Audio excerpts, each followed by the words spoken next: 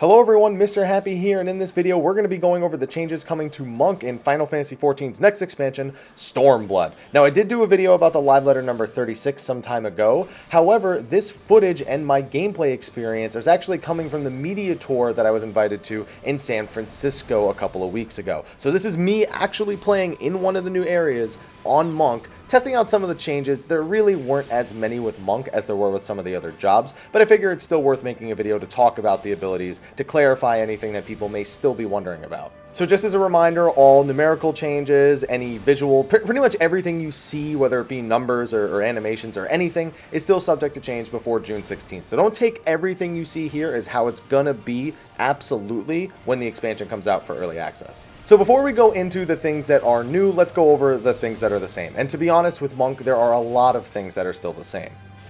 First up, Fist of Fire, Earth, and Wind all have the same base effects, but they play into the rest of your abilities a little bit more than they used to. Not a whole lot, just a little bit. Mantra's still the same. One Ill Punch is still there, believe it or not, but instead of the Dispel effect like it had before, it now has a stun that can never suffer from diminishing returns. So basically, you always have sort of like a stun interrupt available to you, and you never have to worry about how much other people have stunned the boss first. Howling Fist, Elixir Field, Steel Peak are all there, but Steel Peak no longer has a stun to it. Perfect Balance is still there. Dragon Kick is still there, but it's had its int reduction removed, but it's otherwise the same. Keep in mind that all the strength and int reductions on weapon skills have been removed anyway, including Dark Knight's Delirium and Paladin's Rage of Halone. Let's see, Form Shift, Meditation, Tornado Kick, Purification are all the same. Shoulder Tackle is still there, but this is actually going back to the Fist of Earth, Wind, and Fire thing I mentioned earlier. Depending on which fist you're actually in, Shoulder Tackle now changes. So if you're in Fist of Wind, you can actually use Shoulder Tackle twice in quick succession. If you're in Fist of Fire, it deals a little bit of bonus damage. Keep in mind that it's the same potency as the combined Wind Shoulder Tackle, so if you do both of those Shoulder Tackles, it's the same as one Fist of Fire Shoulder Tackle, but you are getting the 5% boost from Fist of Fire, so there is that to take into consideration. And finally, with Fist of Earth, the Shoulder Tackle will also knock back. That's interesting, because why would they add that unless we could use that? You know what I mean?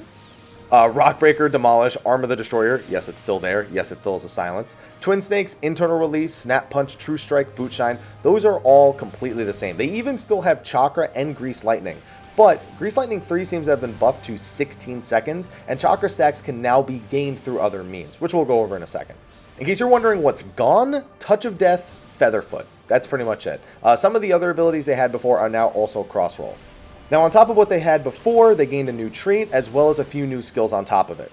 So the base trait that they got now makes it so that anytime you critically hit, there's a 30% chance that you're going to generate an extra chakra stack. Now, in the job action trailer, it looked like it was 100%. So I'm gonna, again, all these numbers and stuff, don't really pay attention to what the percentage I'm telling you is, because odds are it'll probably change before June 16th. Anyway, just know that it means that Boot Shine is pretty valuable. It means crit in general is pretty valuable on Monk to get those extra chakra stacks.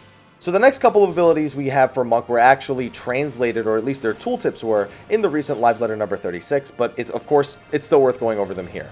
So Riddle of Earth is one of them, and it switches you to Fist of Earth and grants you the Riddle of Earth buff. If you're hit while under the effect of Riddle of Earth, it'll transform into Earth's Reply, which gives you a bonus 10% damage reduction on top of Fist of Earth's effect, and will reset your Grease Lightning cooldown anytime you're hit. You'd basically be best off using this when you're in a situation where you don't necessarily feel like you need to use Tornado Kick just because you won't get to keep your stacks. You can use Earth's Reply instead and manage to extend your Grease Lightning until the boss comes back down, while also granting yourself some bonus damage reduction against whatever is coming your way.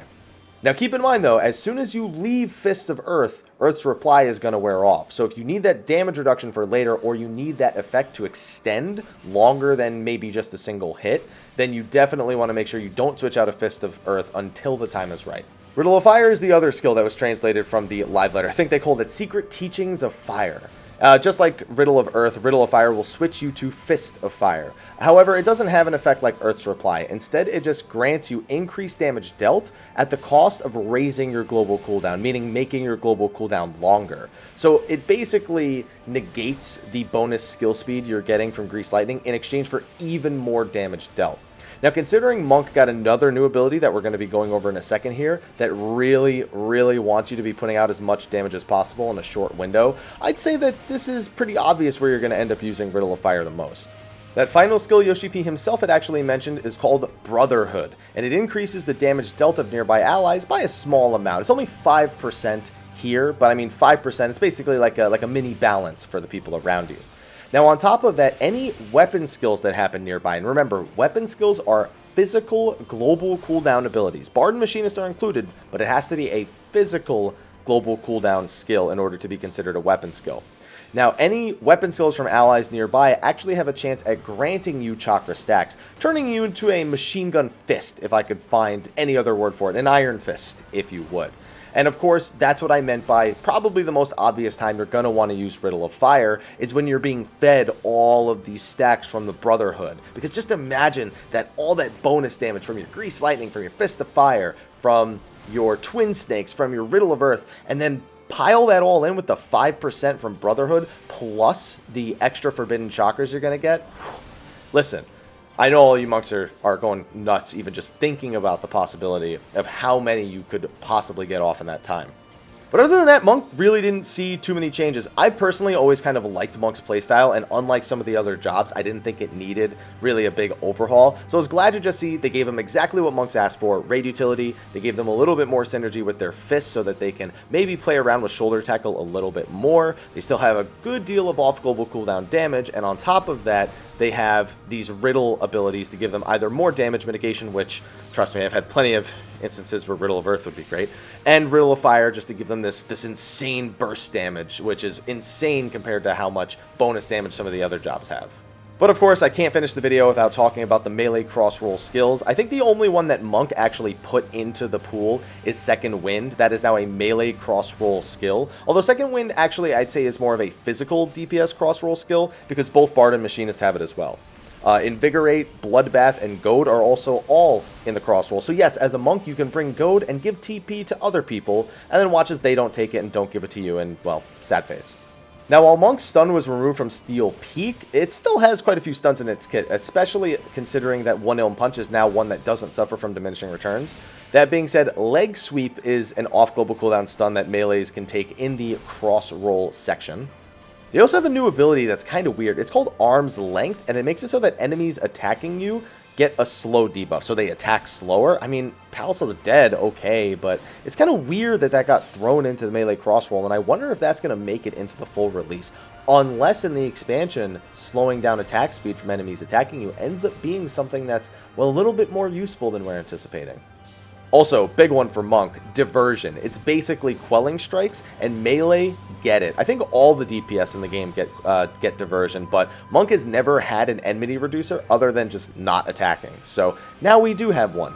There's also Feint, which is basically the melee half of the previous Virus. They split it up into two, so casters can do Addle, which is just the int and mind portion of Virus, whereas melees can use Feint, which is the strength and dexterity version of it. So that way, each kind of has their own responsibility.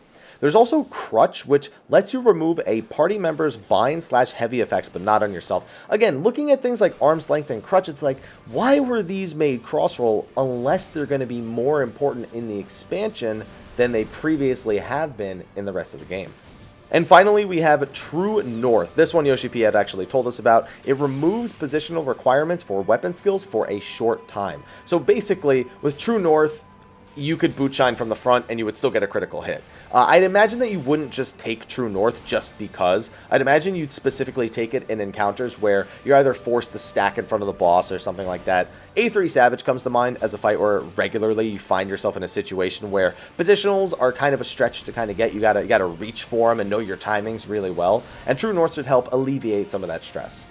Now, unfortunately, I didn't have a whole lot of time with the Monk. I only got a day at this media tour, and I tried to split it up with as many different things for footage as possible.